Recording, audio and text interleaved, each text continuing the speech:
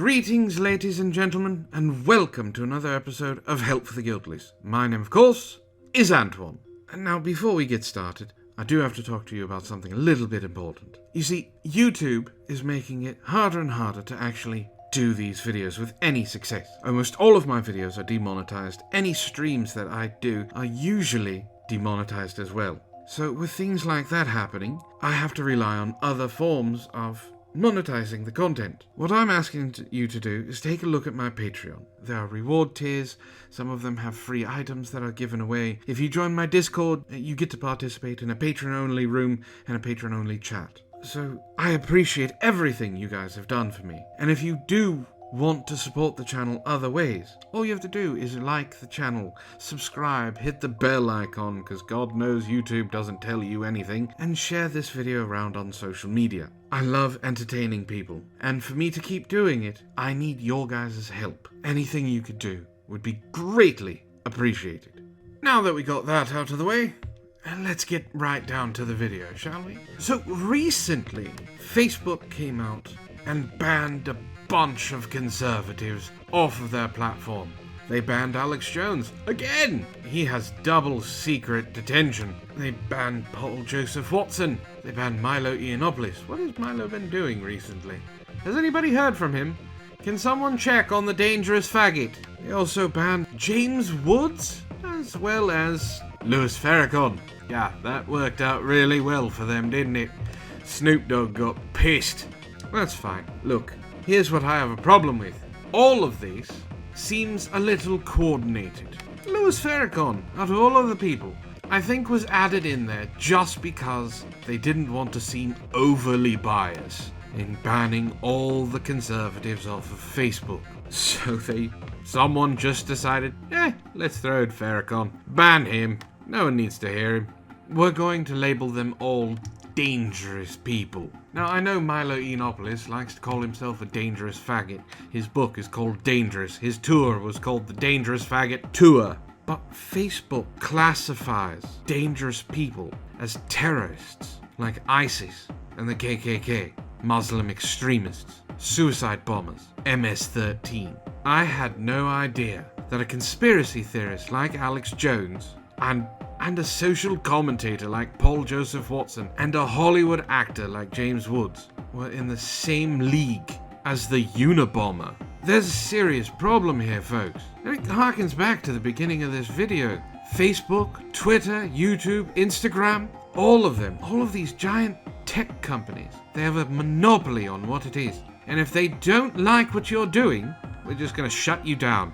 Twitter started banning conservatives left and right, and we were told, well, go make your own. So someone did. They made Gab, which I am on. So we have people that are asking these giants of the tech industry to make their safe space for them. Meanwhile, letting groups like Antifa run rampant. This is bullshit. And you know, normally I would make jokes about this. Normally I would say that this is some of the worst things that could possibly happen. And I've been sitting on this for a little while, which is why this video is a little bit different. We are having our platforms taken away from us by the vocal minority. Just to see how crazy things have gotten. MTV put out an article saying that Avengers Endgame is ableist because there's not enough breaks in between to help people who are disabled. Is this where we're going with journalism?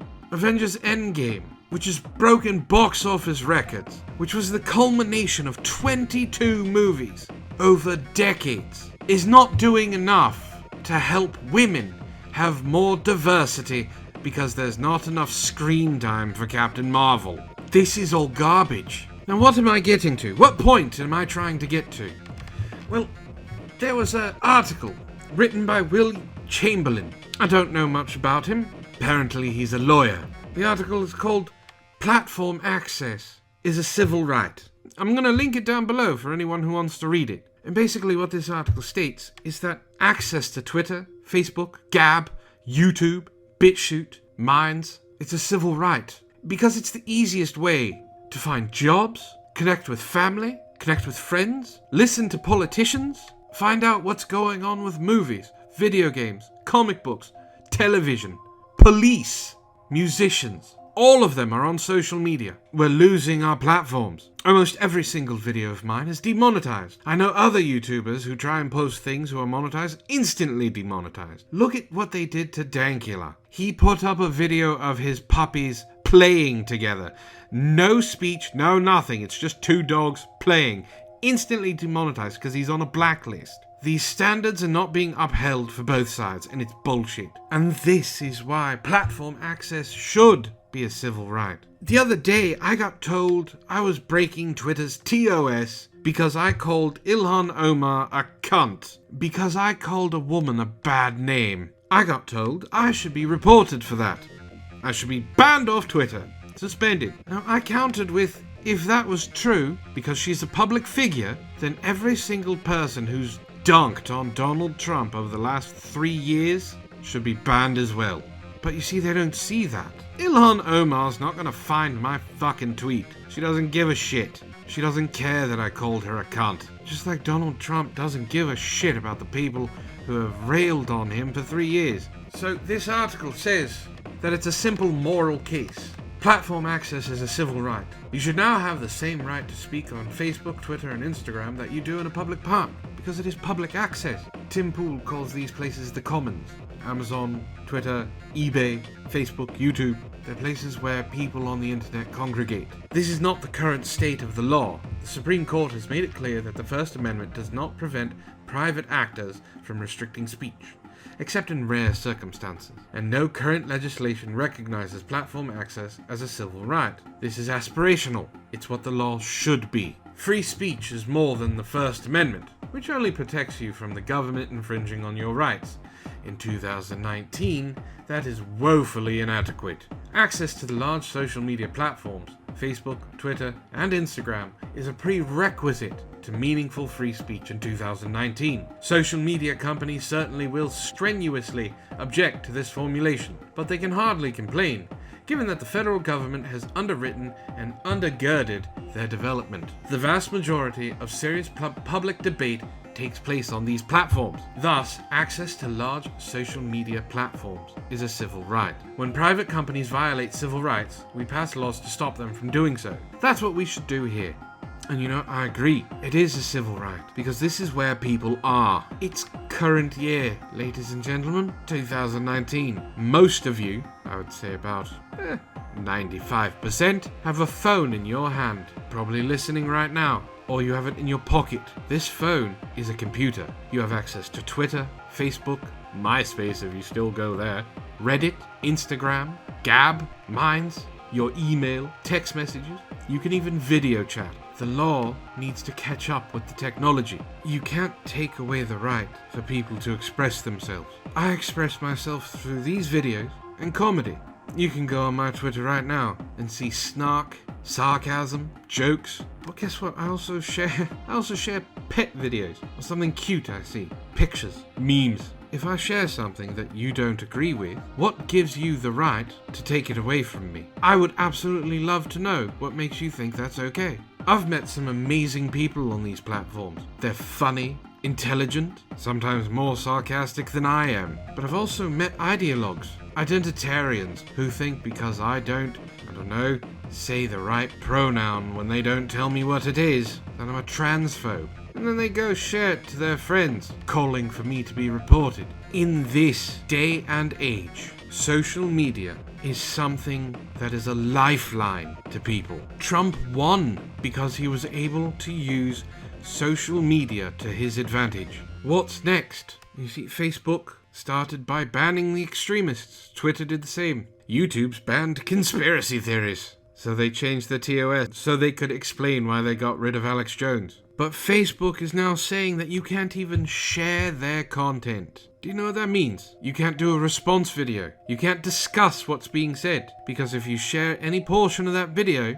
your account can get banned. I don't have the sway or the swagger that Snoop Dogg does. But in his response to Facebook, he told his 30 million followers to continue posting things about Farrakhan. Continue sharing his videos, talking about him positively. They can't ban them all. I think he's wrong. They can ban them all. And if they choose to do so, well, the excuse we get, it's a private company. They can do what they want. Not when that private company started off saying that they're a platform, that they do not produce the content that these people put out. That's how they get away with not being held accountable for something that Milo Yiannopoulos said, or Louis Farrakhan, or someone in ISIS, because they are a platform, not a producer, not a publisher, taking the reins and saying who can say what. This private company has now turned into a publisher. They get to determine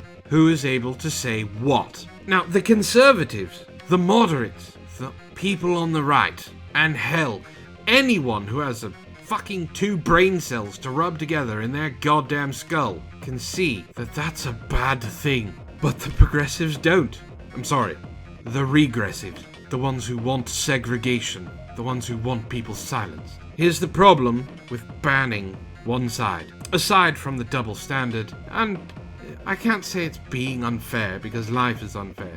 It's just the fact that it's a double fucking standard. You take 2 kids and you tell one that he's not allowed to get dirty. He has to stay precisely how he is, clean and pristine. The other one, you tell to go play in a mud puddle. When someone sees those 2 kids standing next to each other, they don't see one child who is not allowed to do something and the other child told to do something. All they see is one child clean and the other one is dirty.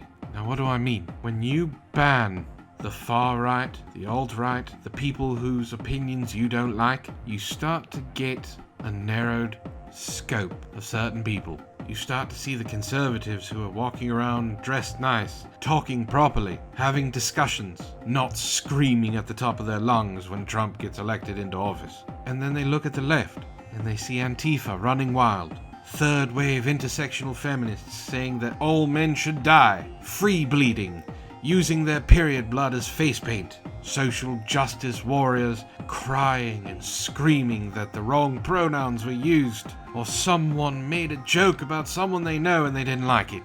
By banning these voices, you are hurting yourself. So what are we talking about here? Well, in this article, they're talking about a formal policy proposal. Conservatives should focus on passing legislation at both the state and federal levels that protect all citizens' access to large social media platforms on civil rights grounds. Access should be forfeitable only if one engages in unlawful speech on a platform. Now, see what they said. They said unlawful speech. That means it's going to be defined, which is why hate speech laws are garbage, because hate speech is free speech. It goes on to say if a large social media company wrongfully denies you access or removes you from their platform, you should be able to walk into court, get an injunction against the company, and force them to restore your account, and be awarded substantial statutory damages. Now, for the normal person, that last part isn't going to matter. They don't use Twitter to make money. They don't use Facebook to make money. But there are people like myself, Steven Crowder, Magog, Sargon of Akkad, Riley Dennis, Christy Winters, Anita Sarkeesian, that do use these platforms to make money. You see, a law like this would make social media shape up, or they'd have to ship out, because they'd be paying fines of up to $250,000, plus statutory damages. I've heard the term Internet Bill of Rights be spread around. It's died down, but it happened a couple months ago. It was a Bill of Rights. Rights that you had on Facebook, Twitter, YouTube, Instagram. A set of laws that, if broken, you could be banned. A Bill of Rights for the Internet. At first, I thought it was stupid. No one's going to listen to the Bill of Rights of the Internet. I mean, what? There's 65 rules of the Internet. The first 2 are you don't talk about 4chan. Oh, look at that. I broke rule 1 and 2. Getting substantial laws? A Bill of Rights? With the way things are going, that's what we need. We need something to push back against these tech companies. They keep telling us if we don't like it, make our own. And then as soon as we go to make our own, the ones that we decided to make our own of, the original, who has a monopoly on it, tries to get it shut down, like with Gab and Subscribestar. We try to make our own spaces because that's what we're told to do. And when we do that, we get infiltrated by these people who want to make it a hug box. And if we don't capitulate and bend the knee, we get called Nazis and sexists and racists and bigots. All of this needs to stop, ladies and gentlemen. I don't know what to do. I don't have any solutions for you. I'm just one voice. I do believe we need a formal policy proposal for an internet bill of rights, or legislation protecting the people using these platforms from being silenced because of an overwhelming, screaming minority. We have heard the terms outrage culture and cancel culture. HR departments in businesses haven't caught on to this. They still go by one bad review is gonna shut us down. So if you get enough screaming people, well, we need to apologize to them and do exactly what they want so they stop boycotting us. It's really, really easy. Companies, it's really, you know what? I do have a solution. At least for some of the problems that we have here. Stop listening to the mob. Mob justice is not justice. Stop listening when they say they're not going to buy your product anymore. Because more often than not, the idiots that are doing this don't buy your product anyway. We need this legislation. We need something. Because we're falling down a cliffside, ladies and gentlemen. They start taking away things from people, and we don't speak up. They're going to keep taking and taking and taking until eventually it gets to you, and no one else will be there when the regressive left, who have gone so far that even moderate voices are considered extreme to them. And those are my thoughts, folks. I honestly would like to know yours. Let me know in the comments. If you like what I do here, please hit like, share, and subscribe. And if you do subscribe, hit that bell icon so you know when I upload, because as I stated before, YouTube isn't gonna fucking help anyway. If you want to support the channel, once again I ask, there's a link down below to Patreon. I have some reward tiers you can browse. It has some free things that I give away. There's also a merchandise store that you can browse. Anything you can do will help with the channel. Help me continue to put out content. Help me to continue to stream, so I can entertain you folks. You can follow me on social media while I'm still there, on Twitter and Gab. All of the relevant links to everything are down below. So thank you for listening, ladies and gentlemen. I understand this isn't my normal repartee. Let me know what you think, this little rant of mine. Maybe I'll talk more about politics at a different time. But with all that being said, this has been Help for the Guildless. My name, of course, is Antoine, and I hope you all have a wonderful evening.